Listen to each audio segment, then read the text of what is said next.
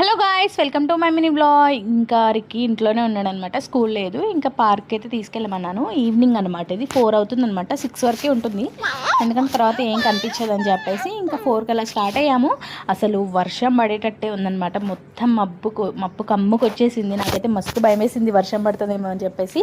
ఎందుకు అంటే మా ఆయన అసలు వద్దన్నారు. నేనే రిక్వెస్ట్ చేసి మరి పార్క్ అయితే తీసుకెళ్ళాను అనమాట. ఇటు చూస్తేనేమో వర్షం పడేలా ఉంది. ఈయనతో తిట్లు ఖాయం అనుకున్నా. ఇంకా దేవుడు అయితే కరుణించాడనమాట. వర్షం అయితే పడలేదు. ఇంకా మేము ఉన్నంతసేపు వర్షం అయితే అస్సలు పడలేదనమాట. చాలా హ్యాపీగా అనిపించింది.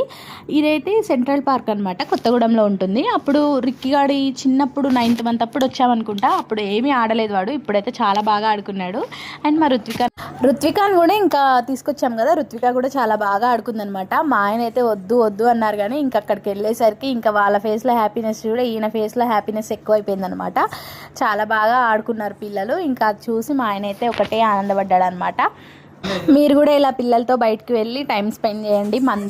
వీక్లీ కాకపోయినా మంత్లీ ఒక్కసారైనా టైం అయితే స్పెండ్ చేయండి. వాళ్ళు కూడా హ్యాపీగా ఫీల్ అవుతారు, మీరు కూడా హ్యాపీగా ఫీల్ అవుతారనమాట.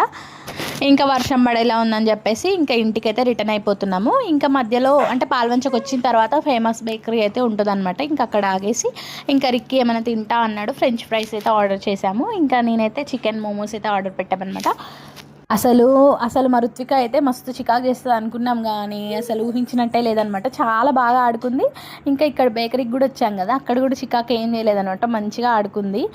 ఎవరిని చూసినా తాత అని పిలిచడే సరిపోయిందనమాట. మా రుత్విక కూడా మాట్లాడుతుందంట, వినండి. మాట్లాడు మరి. అంతేనండి. ఈ వీడియో నచ్చితే please do like, share, subscribe to my channel. మాట్లాడుతుంది.